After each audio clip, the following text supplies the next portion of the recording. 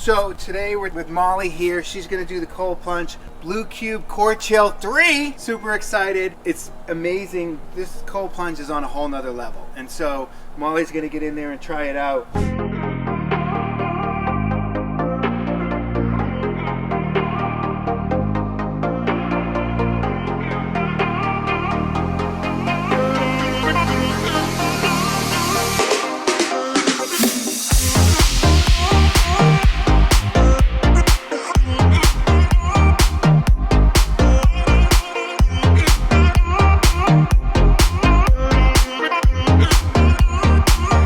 The things that I like to coach people on when they're doing cold plunging is the breath, right? And so breath is so important.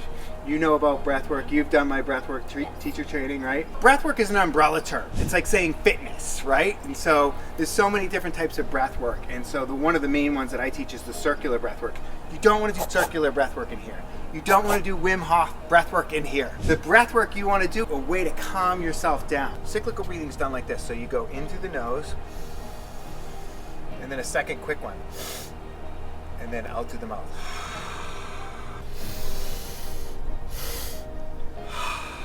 So this really calms your nervous system. So I do this when the turbulence gets really bad on the plane. Yeah. And I'm like, oh, I don't want to die. Or this one I've been doing forever, which is just in through the nose, and then out through the mouth. You want the exhale to be much longer. So in through the nose, out through the mouth.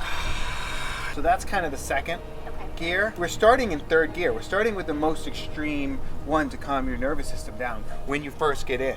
So we start in third gear, and then we get to second gear, and then the first gear is just the 6 seconds in, 6 seconds out. It's coherent breathing, right? Through the in and out through the nose. This is ideal when you want to level out your nervous system, when you want to calm your nervous system. Rule of thumb is kind of like if you're doing longer exhales, you're into parasympathetic, right? Rest and digest. If you're doing shorter exhales and longer inhales, now we're doing sympathetic, which is kind of circular breathing, right? Even breath, 6 seconds in, 6 seconds out, that's just to level out and calm your nervous system. And it doesn't have to be 6 seconds. Like, I hate timed breaths. Yeah. You know, the box breathing that everybody's super hyped on box breathing. I struggled with box breathing for so long. And then I discovered that everybody has a different size box. So it's always been 4, 4, and 4. But no, my box is like 8 or 12. There's a way to do a test and find out what your box size is. Once I found that, I was like, oh, this is much easier now. So I had the wrong size. I had the wrong lengths. Yeah. Breathwork connects to cold exposure in the way that when we get into the cold, the first thing we want to do is stop breathing, right? We like freeze up. We hold our breath. And that's in life. Like when something happens, when something traumatic happens or something extreme happens, people hold their breath, right? And so I say this all the time. You have a breathing pattern for anger. You have a breathing pattern for sadness, for grief, for anxiety. And it's usually really shallow, like up in the chest, or not at all, or you're just holding your breath. And if you can change your breath, you can change that emotion. And if you can change that emotion, you can change your life, right? So the breathing pattern for most people when they get into cold, when they have cold exposure, is they just, and they start to, and that's hyperventilating, right? Hyperventilating is not getting the air in, not getting the oxygen in, right? So like we want to take a deep breath and then exhale it out. What we don't want to do is, right, start freaking out when we get into the cold. So that's kind of the key that I tell people. As long as you're breathing, you're okay. You're not going to have a normal breathing pattern in the cold until you get used to it, until you learn how to acclimate to the cold.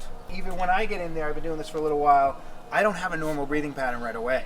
I have to get there, right? I can't immediately just go into that coherent breathing, that relaxed state. I like to put my face in because it stimulates the mammalian reflex and actually makes it easier. I thought that was BS for the longest time. I was like, I'm not putting my head in there, it's too cold.